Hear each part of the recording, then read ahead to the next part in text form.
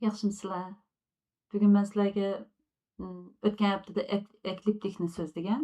Bu hafta endi oy bilan quyoshni so'zlashni uyg'un ko'rdim. Eee, Masalan, har oyda oz deganda bir qatim yangi oy, bir qatim to'lin oy bo'ldi.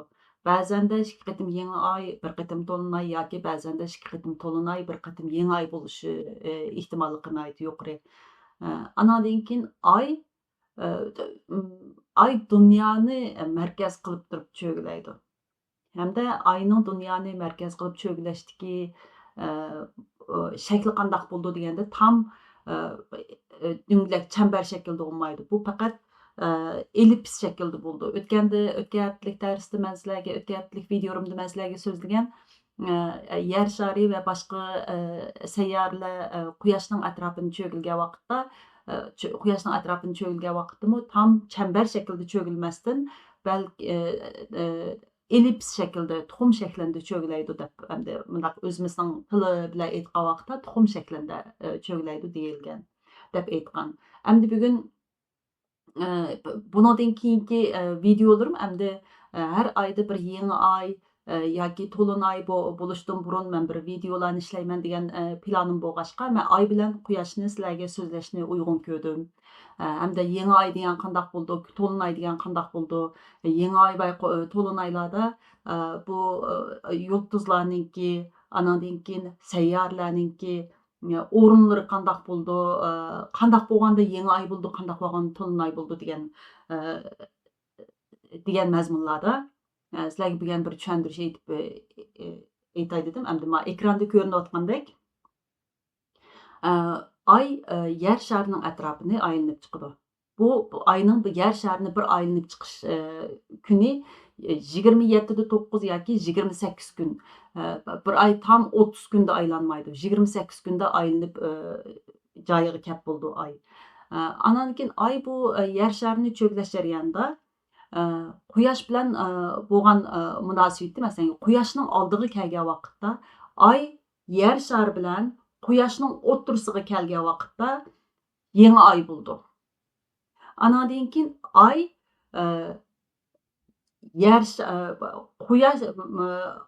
yer shari quyosh bilan oyning o'rtasiga kelgan vaqtda to'lin oy bo'ldi. Bu biroz anglashga biroz murakkabdek ko'rindi. Amaliyotda birozdan keyin men videolarim bilan anglatgan vaqtda oson bo'ldi tushunishga. Andan keyin yana bir narsani so'zlab o'tay, chunki quyosh bilan oyning nima undaq bo'lsa quyosh bilan yangi oy bo'lgan vaqtlarda quyosh bilan oy ikkisi tam quyoshning ustini juplab quyoshni ko'rolmay qolamiz yangi oy vaqtida. Buni biz quyosh tutilmasi deymiz. Quyoshning usti tutildi, usti qora degandek quyoshni ko'rolmaysiz. Nemishqa unda bo'lsa quyosh bilan oy ikkisi o'xshash cho'nglikdimi? Bu ikkisi tang o'xshash cho'nglikda o'xshamamdi degan xiyollar bo'lishi mumkin. Balkim oy bilan quyoshning hajmi o'xshash degan xiyollarda bo'lishi mumkin. Bu undaq emas. Quyosh bilan oy bu yer shari bu uchchi bir-birisiga nihoyatda zich munosabatli. Chunki oy yer sharini aylandi. Yer sharining atrofini yer sharini markaz qilib turib, yer sharining atrofida cho'g'laydi. Ammo yer shari va boshqa gezegenlar quyoshning atrofida cho'g'ilgachga bu oy xuddi yer sharidan uzoqqa ketolmaydi. Yaqin yer sharini markaz qilib turib cho'g'laydi. Endi quyosh bilan oy qandoq ikkisi qanchalik hajmda, qanday nemishqa tang ikkisi o'xshash ko'rindi. Masalan, osmon qaragan vaqtda, masalan, bo'lib to'lin oylar bo'lsin, yangi oylar bo'lsin, quyosh bilan oy ikkisi o'xshash ko'ringandek bo'ldi. Amaliyotda o'xshash emas. Quyosh oydan 400 hassa yuqori, cho'ng deb aytsak bo'ldi. Andan keyin masalan, oy 400 hassa kichik bo'lgan bilan quyoshdan, lekin yer shari bilan masalan quyoshning o'rtaligiga kelgan vaqtda yer shari bilan quyoshning o'rtaligida masalan 1,5 million kilometr uzoqlikda quyosh yer sharidan. Ammo oy quyosh bilan uzoqlik masofasi unchalik uzoq emas, faqat 384 kilometr. Shunlashqa oy bizga yaqinroq bo'lg'achqa, quyosh bizga uzoqroq bo'lg'achqa, quyosh bilan oyning ko'rinishi o'xshashdek ko'rindi. Hamda quyoshning oldiga oy kelgan vaqtda, oy tutib olgan vaqtda, anandan keyin bu oy quyoshning yuzini tutib olgan vaqtda bu yer shariga keladigan yorug'lik energiyasi bilan issiqlik energiyasi oy tutib olgandek shu yer sharining oldini to'sib oldi. To'sib olgandan keyin shu to'sib olgan yerlarda yangi masalan tam oy tutilmasi bo'ldi, parchalı oy tutilmasi bo'ldi, qisman oy tutilmasi bo'ldi. Masalan, ring, masalan, üzük şəkildə ay tutulması, çövrəsi mındaq paqırab durğan, o'tirisi qara mındaq ring tutulması deymiz buni. Muşundaq quyosh tutulması bo'ldi deb ataymiz. Bu asoslıq quyosh bilan yer sharining o'tirg'a oy kelgan vaqtda yangi oy bo'ldi. Yer shari quyosh bilan oyning o'tirsiga kelgan vaqtda to'lin oy bo'ldi deb aytsanlar bo'ldi. Anandan keyin masalan nemishqa o'xshash ko'rindi degan vaqtda masalan yosh abim aytgandek 400 yuqori. Anandan keyin bu yangi oy bilan to'lin oyning farqini ko'rsatdim. Endi hozir aytgandek mana oy yer shari bilan quyoshning atrofida bo'ldi bu yangi oy.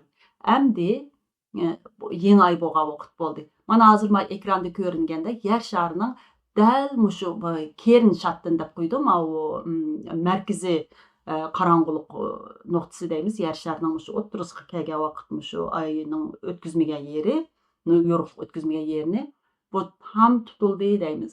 Endi men ustidagi xalpshattin va ostidagi xalpshattin degan vaqtlarda yer sharining shu yerga joylashgan shu davlatlarda ko'ringan vaqtda yerim oy tutildi. Oy tutildi, ammo yerim quyoshning nurini ko'gil bo'ldi degandek mundaq aytadi endi tutilish shaklining farqiga qarab. Endi hozir yer shari dal mana quyosh bilan oyning o'tirisiga keldi. Oy bu chog'da quyoshdan kelgan energiyaning yer shari o'ziga elib, anandan keyin yer sharidan suzilib chiqqan yorug'lik anandan keyin oyga bordi. Oy shuni yansıtdi. Shunda bo'lgan vaqtda bu vaqtda to'lin oy bo'lgan vaqtda masalan tam to'lin oy bo'lgan vaqtda to'lin oyning rangiga qarab voy shunda yo'ruq, voy bek yo'ruq to'lin oy bo'pti degandek mundaq aytamiz. Endi to'lin oylar vaqtda masalan ba'zi yerlarning mana ustidagi ba'zi davlatlarning masalan shimoliy qutb, janubiy qutb taraflarda masalan xalpshattin bo'ldi masalan yerim. Ham bo'lmay masalan yerim to'lin oylar degandekchi masalan mundaq ba'zi yerlardan quyoshning nuri ko'rindi masalan ma ustidagi yerlarga endi bularni endi yerim yoki halqiliq degandek shunday farqlantirib aytsanlar bo'ldi. To'lin oy bo'lganda asosan shu yer sharining yerlashgan yeri oy bilan yer sharining o'tirsidagi pozitsion bu munosabat. Oy yer shari bilan quyoshning o'tirisiga kelganda yangi oy, yer shari quyosh bilan oyning o'tirisiga kelgan vaqtda to'lin oy bo'ldi deb aytsak bo'ldi. Endi ikkisining faqat cho'ng kichiklik nemishqa tam to'sib oldi, quyoshning o'zini tam to'sib olgandan keyin bu chuqur o'xshash nisbatda cho'nglikda deb mundaq tushunib qolmang, undaq bo'lmaydi. Faqat yer shari bilan bo'lgan uzoqlik darajasi munosabati bilan biz yer sharida bo'lgan keyin biz shundoq ko'ramiz. Anandan keyin oymu yer sharining atrofini cho'gilgan vaqtda oy ellips shaklida cho'giladi. Hargiz do'ngilak chambar shaklida cho'gilmaydi. Shunda bo'lgan vaqtda oyninki yer shariga yaqin yeri 356 ming kilometr, uzoq yeri 405.500 kilometr deydi. Bu oy yer shariga yaqin masalan 356 400 kilometr bu atrofda bo'lgan vaqtda yangi oy bo'lgan vaqtda bu masalan yangi oy yoki to'lin oy bo'lgan vaqtlarda mushu vaqtdagi yangi oy yoki to'lin oylar supermoon bak aniq cho'ng ham etkisi nihoyat kuchli bo'ldi. Mushundaq yangi oy yoki to'lin oy bo'ldi. Anandan keyin masalan to'lin oy bo'lgan. Anandan keyin 405.500 kilometr bo'lgan uzoqlikda bo'lgan vaqtda mini deydi. Anandan keyin yaqinqi yerni masalan yer sharining yaqin atrofida o'tgan yerni masalan Prigi to'lin oy deydi. Bu Prigi nuqtasi deb qo'yamiz. Yana birisini apogey nuqtasi deymiz. Apogey nuqtasi degan uzoq nuqtasi. Uzoq nuqtasi bo'ldi. Shuning bilan yer sharining yaqin va uzoq yerini ko'rsatib qo'ydi. Anandan keyin yer shari masalan to'lin oy bo'lgan vaqtda mana bu qop-qara masalan hozirgi man ekranda ko'rsatgandek bu yangi oy bo'lgan vaqt. Yangi oy bo'lgan vaqtda masalan oy mana yer shari bilan quyoshning o'tirisiga kelgan vaqt. Quyoshning nurini tutib oldi degan gap. Tutib oldi degankin bu anandan keyin bu hilal oy masalan hilal oy oyninki masalan 8 masalan ay masalan yer sharining ustini atrofini aylanib o'tgan vaqtda 28 kunda aylandi dedik. 28 kunning har bir kunda masalan bir kunda ay 12 grad mangdi. 12 gradus mangdi. Shunda bo'lgan vaqtda hilal oyga kelish uchun bir burchda masalan bir yulduz turkumida ay 2,5 kun sarf qildi. Masalan bir yulduz turkumini besib o'tish uchun 30 gradni besib o'tish kerak emasmi? Shu 30 gradni besib o'tish uchun bir kunda 12 grad mangsa 30 gradni masalan 2,5 kunda mangdi. 2,5 kun, andan keyin 3 kun, 3,5 kun atrofida 45 graduslik masofani mangdim. 45 gradus bo'lgan vaqtda ay inchga mandaq hilal oy voy hilal oy chiqibdi, yangi oy chiqibdi deb mandaq deymiz. Asli yangi oy degan tam quyoshning ustini tutgan vaqt. Anandan keyin 45 gradus mang'andan keyin biz oyni ko'ra olamiz. Asli oyni ko'rgunimiz oy quyoshning nurini xuddi aynakka o'xshaydi oy. Masalan, siz aynakka o'xshasak bo'ldi endi. Siz aynakka qarasangiz, aynak sizni aksingizni ko'rsatib turdi. Shunga o'xshash oy quyoshning nurining aksini sizlarga ko'rsatib turdi. Qaytaruvchi, nur qaytaruvchi deb tushunsangiz bo'ldi.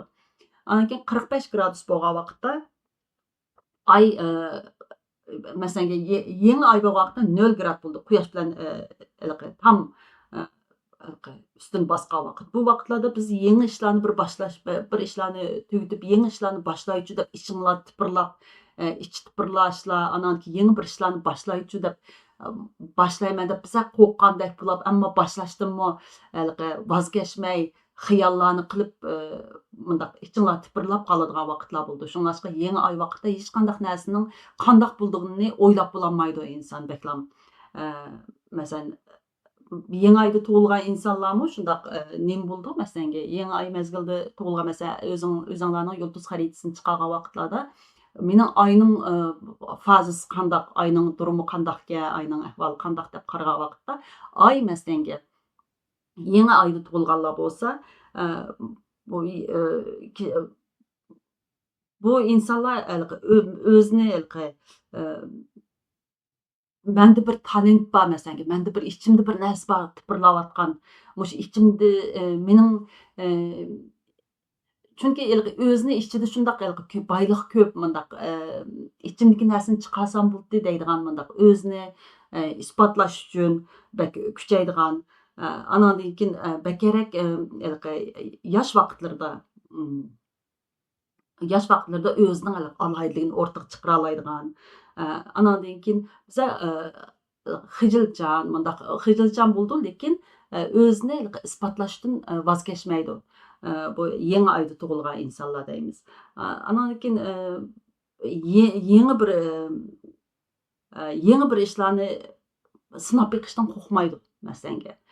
Shundoq desak bo'ldi 0 grad masalan tam quyoshning ustini yopgan vaqtda. Lekin odatda masalan bu vaqtlarda bir ishlarni planlarni qurib, o'ylab xiyollarni surib mushishni boshlaychi deb boshlasangiz masalan dastlabda bak nima bo'lib ketmaydi darhol unumi ko'rinib voy alayda ko'zga ko'rinib ketmaydi, ammo biza masalan 3-4 kundan keyin mani qilgandim 3-4 kun sabr qilsangiz manda qilgandim anda bo'ldi, manda qilgandim manda bo'ldi deb biza unumini ko'rsiz.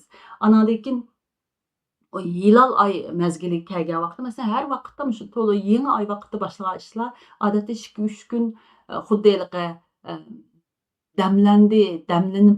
damlandi shunda payz bo'ldi degan shakl o'sha yangi oy vaqti chiqadi masalan yangi oyni hilal oy vaqti chiqadi. Hilal oyda hamda o'zingizning niyatlaringiz rasmiy yangi oyda masalan tam oy quyoshning ustiga tutilgan vaqtda masalan bir ishlarni ichingizdan chiqardingiz, ichingizda shu xiyollar bor, mushni mushtaq qilsam bo'ldi, anda qilsam bo'ldi, bir planlarni qursiz, ammo uni og'zingizdan chiqardingiz. Ammo hilal oy bo'lgan vaqtda tam ham shuni bo'ldi boshladim, qaror berdim deb rasmiy boshlasangiz, anandan keyin boshlab bo'lamdi, bo'lmamdi deb turib mangsiz. Ammo tam hilol oy vaqtda shuningdan mana masalan bu planni qurib, anda qilsam, munda qilsam deb xiyollaringizni endi boshlasangiz bo'ladi hilol oy vaqtda.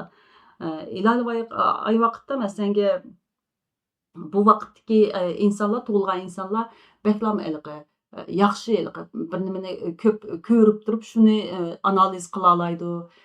Masalan, bak kuzatadi deb qo'yamiz-ku, kuzatish nimasi kuchli bo'ldi. Bu tug'ilgan xaritasida masalan shu hilol oy darajasi masalan 30 graddan 60 gradgacha oraliq, ammo 45 gradda bu ko'rinishga boshlaydi. Bu insonlar odatda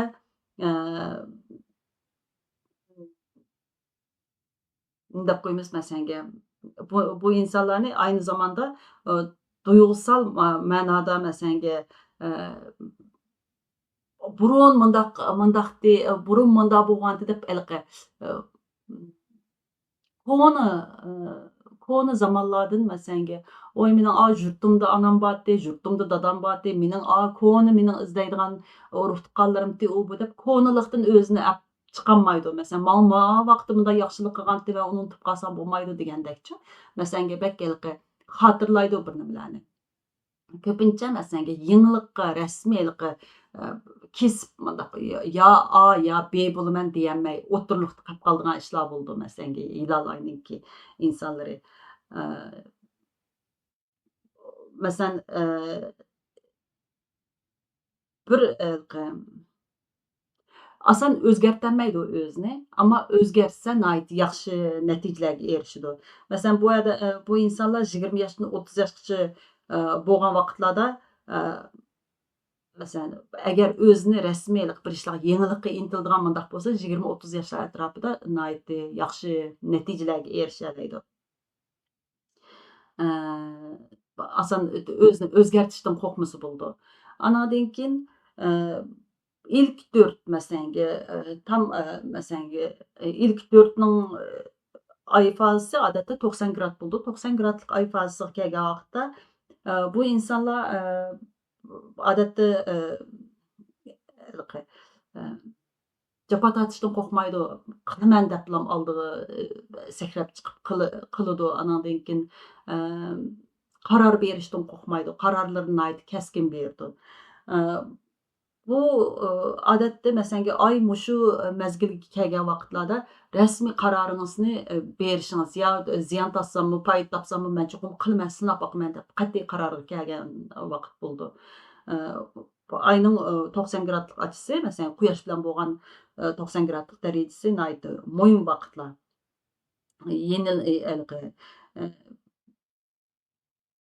masalan bir ishlarda boshlamchilik qilib mangdi masalan voy mani qilayli, ani qilayli deb turib masalan plan proje bo'lsa, ashuningda boshlamchilik qilib qo'rqmay oqida men chuqur g'alaba qilaman degan ishonch bilan oldiga qarab mang'alaydi. Ayning bu dastlabki cho'ng'iyotgan 90 gradlik ochisi masalan yerim 15 kunlik oy deb qo'ydik-ku bizningki 15 kunlik oy to'lin oy bo'lsa, masalan shuning yerim oy bo'pti deymiz-ku. Shuningga o'xshash bu oyning yerim dal nonning o'rtasidan bo'lganga o'xshash shu yerim vaqti. Bu vaqt nihoyat yaxshi qo'llanishga. Andan keyin oyninki masalan 4-si qambur oy deb qo'yamiz-ku, to'lin oy. To'lin oy vaqti. Nima qambur oy cho'ng'iyotgan 135 graddan 180 grad o'rtasidagi bu cho'ng'iyotgan oy. Cho'ng'iyotgan oyda bu qarorlaringizni berib bo'ldingiz, qo'lingizga kelgach, buni toza ishga tushgan vaqt, ishlab chiqarish ishga tushgan vaqt. Men mana shuni qilman, anda shuni qilman deb shu planning ichida plan o'rindilyotdi degandek masalan bir binokorlik bir bino solmoqchi bo'lsangiz, masalan binoni yangidan bu binoni silish uchun bir planni qildingiz. Planni qilgan vaqtda bu yangi oy vaqti. Ichingizda shu bir binoni solsam bo'ldi, uy solsam bo'ldi degan. Andan keyin yangi bu uyni solaman, nima ishlarni qilsam bo'ldi buningga. qanchalik sement olsam bo'ldi, qanchalik qum olsam bo'ldi degan planlar, masalan, hilal oyning davri. Andan keyin rasmiy qum oldigan, sement oldigan bu ishlarni ishqa solgan vaqtingiz, masalan, 90lik ochisi, masalan, 90 gradlik ochisi. Buni boshlamasangiz bo'lmaydigan holga keldi. Chunki siz xabar qilib bo'ldingiz, masalan, uy binokorlik selish uchun binokorlik soldigan uylarda, masalan, digun qopirdigan bu insonlar bilan so'zlashib bo'ldingiz. Buni qilmasangiz qat'iy bo'lmaydigan holga keldi. Andan keyin endi Kambur ay degan 4-darajalik ayi 135 graddan 180 gradgacha bo'lgan oraliqi. Bu vaqtda rasmiy binokorlik ish boshlanib bo'ldi. Ish boshlangandan keyin masalan, digunlar qopirilyotidi, binolar selinyotidi degandek. Selinib hammasi 4 tam qopirilib, andan keyin 180 gradlik ochisi bo'lgan vaqtda dolunay vaqti. Dolunay vaqtda andan keyin voy bino voy qopab, bino qopirilib bo'pti, bino selinib bo'pti juma deb teshidan ko'ringan vaqtda bino selinib bo'ldi degan gap. Andan keyin bu vaqtda rasmiy voy men ma'ni qildim. Bu vaqt tug'ilgan insonlarmi nihoyatda gapni bak aymaydi, ochiq bo'ldi. Masalan, odatda Dolunay tug'ilgan insonlar bak hissiyotchan bo'lmaydi. Hissiyotchan bo'lmay ichidan nima bo'lsa shuni deydi degandek ochiq insonlar bo'ldi. Masalan, ochiqlansimi, ochiqlaydi, baldurlar ochiq oshkora ochiqlanib bulaplarmi birdamda yo'q degandekchi, shundoq. Ashuna bo'ldi Tolunayninki. Andan keyin Tolunay 180 grad. Andan keyin sizning dastlabda shu qanchalik dastlabda boshlab oxirgi men bitdim, yiliq vaqtim ma planni qilgandim, mana hozir ma bino bitdi degan vaqt. Andan keyin bu 180 dan masalan 225 darajasiga keladigan vaqt odatda so'nan kichikliga ay deb qo'yamiz. Kichikliga ay vaqtda masalan kichikliga ayda masalan aniq bo'ldingiz, endi uning ishini go'zallashtirib, bu qildigan anaki xatoliklar bormi, tok yo'llari qandaroq degandek shularni nima qilsiz? Bu kichikliga ayga keldi. Bu vaqtlarda bir ishlarni asta biroz men mana ishni qildim. Of, ani bosib bitdim, endi buning ishini go'zallashtiradigan vaqtlar keldik degandek. Shu endi kichikliga ay tarafga keldi. Keyin bu vaqtlarda ko'pincha tajriba saboqlarga ega bo'lgan, masalan, ko'pincha o'qituvchilar o'zining bilganlarini boshqalarga anglatadigan bundaq insonlar masalan, mushu vaqtlarda tug'ilgan bo'ldi.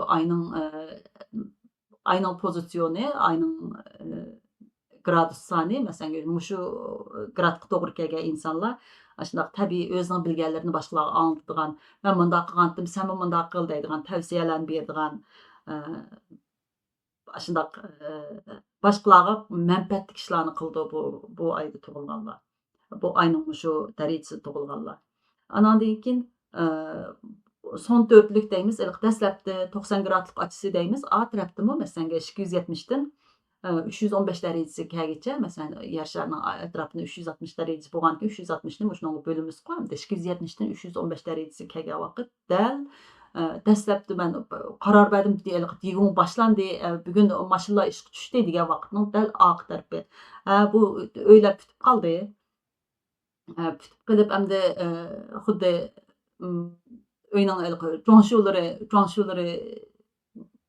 ishga kirishdi degandekchi. Jonshul ishlariga kirishyotidi degandek vaqt. Bu vaqtda masalan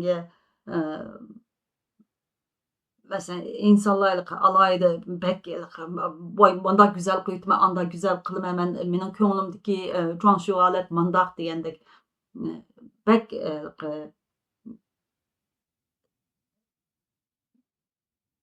harakat, masalan, binoni silib eng go'zal holatlariga kelib bo'lgandan keyin endi bo'ldi, biza aram olsam bo'ldi degan vaqtda to'xtabdi, mana bundaq yerlar qolgandan shularni bo'lsin tugitay deb dam olishga ancha ahamiyat bermaydigan, jim turolmaydigan, masalan, jim turolmaydigan desak ancha uyg'un bo'lmaydi, lekin ishlamay turolmaydigan, davomli boshqalarga ish qilish uchun masalan ish qilib turadigan barkatli bir insonlar deymiz-ku, shundoq insonlar bo'ldi buningda. Andan keyin buningdan 315 dan andan keyin 300 270 dan andan keyin 315 gacha bo'lgan vaqt, hamda son 4'lük dedik endi. Buningdan odatda eng oxirida 315 dan 360 gradusga kelguncha dal mushu eng oxirgi yangi oy boshlanadiganga oz qoldi, yaqin kichik hilol, son hilol oy deb qo'yamiz. Bu vaqtlarda masalan, binolarni bitirib bo'ldingiz, ishchini jo'nshu qilib bo'ldingiz, endi bo'ladigan vaqtlar, uylarni taqsim qilib pullarni oladigan vaqtlar degandek. Shu vaqtlarga keldi asta o'zingizning hayotdami masalan, eng oxirgi vaqtlarda bir masalan, pensiyaga chiqqandan keyin o'zingiz asta o'zingizni kutish bilan, asta uya bu yerga berib ziyorat qilish bilan o'tganga o'xshash shundoq vaqti bo'ladi oyninki. O'zinglarning yulduz xaritanlarga qarasanglar, shu oyning pozitsioni qandaqkan, quyosh bilan bo'lgan oraliqdagi ochisi qandaqkan, bulungi qandaqkan degan vaqtda quyosh bilan bo'lgan bulungi masalan, eng oxirgi 45 gradus. Shu holatga kelgan vaqtda ha, mening oy butun vazifalarni tugatib, eng oxirida endi pensiya bo'ladigan oy ekan bu deb bunday tushansanglar bo'ldi.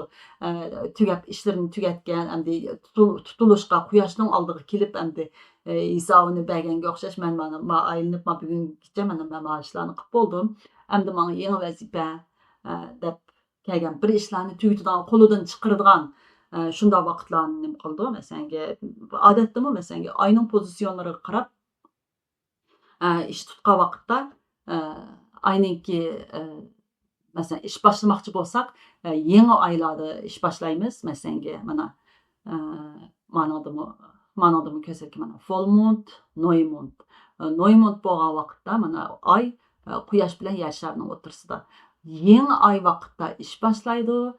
Ishni boshlab ravrus endi ish boshlayman deb planlaringizni qursiz yangi oy vaqtda. Plan qurib, rasmiy o'zingizning planlaringizni hozirlab, masalan, ma vaqtda, falon vaqtda mani qilsam, xuddi kalendarga yozgandek shu ishlarni qilsiz. Andan keyin yangi hilol oy bo'lgan vaqtda men mana shuni qilay dedim deb oshkorlaysiz buni.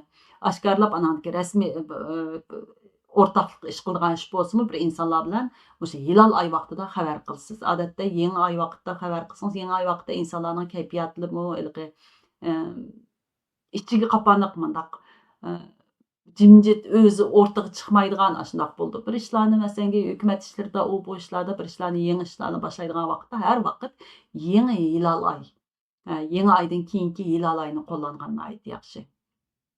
Andan keyin bir ishlaringizning natijasi qachon bo'ldi degan vaqtda oz deganda 14 kun. 14 kundan keyin uning natijasi chuqur ko'rildi deganga o'xshash. Shunlashqa kundalik ishlarimizda oyning pozitsioni, oyning o'rni, oyning quyosh bilan bo'lgan oraliqi, quyosh bilan bo'lgan bulungi, andan keyin yer shari bilan bo'lgan bulungi. Buningga bek ahamiyat beramiz. Odatda turmushda qo'llanishga eng uyg'un, yaxshi nima odatda turmushda qo'llansangiz bo'ldi. Unda olsa bugungi kunda men oy bilan Güneşning, quyoshning munosabatini va yangi oy to'lin oylarni so'zildim. Endi yangi yil oldimizdagi yangi yil kelaydi haftada, yangi yilda hammish normal bo'lsa, yangi yildan boshlab yangi yilga mencha to'lin oy bilan kiramiz. 1-oyning 3-i, mencha 1-oyning 3-i deyman, shu bir to'lin oy bo'ldi O'g'loq burchida. O'g'loq bilan yengeç o'rtasida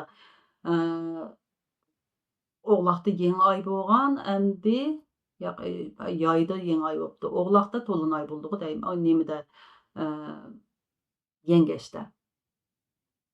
Shu yangi to'lin oy bilan kirma, to'lin oydan boshlab, endi yangi yildan boshlab to'lin oyning oldin ola masalan har oylik bu to'lin oy yangi oylar bo'lgan vaqtda 15 kundan 1 oygacha bo'lgan oraliqlarni ko'z tutamiz.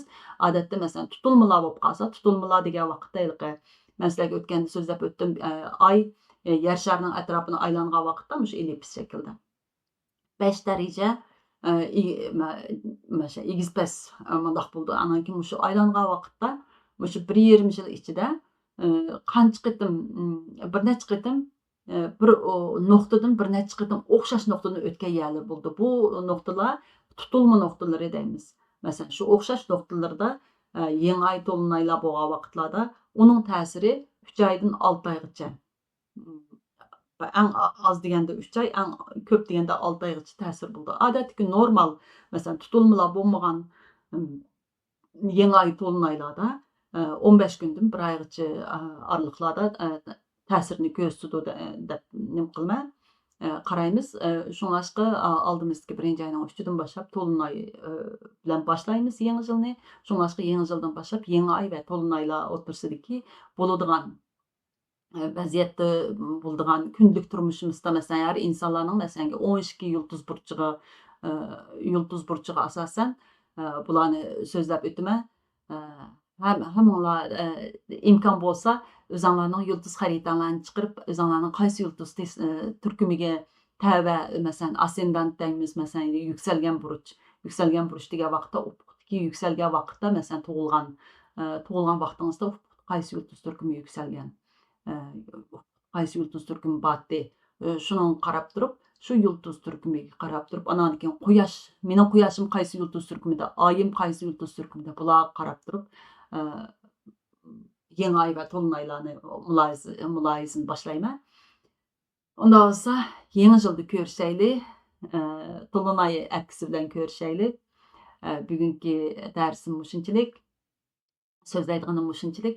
Hammanglarga yangi yillik güzel natijalar bilan, yangi yilga xushallik bilan kirishinglarni umid qilaman. Hammanglarga salomatlik, sog'liqlik, yana bir qitim videoda ko'rishguncha omon bo'linglar. Bo'ldi. Güzel tilaklarni tilayman sizlarga. Xo'sh.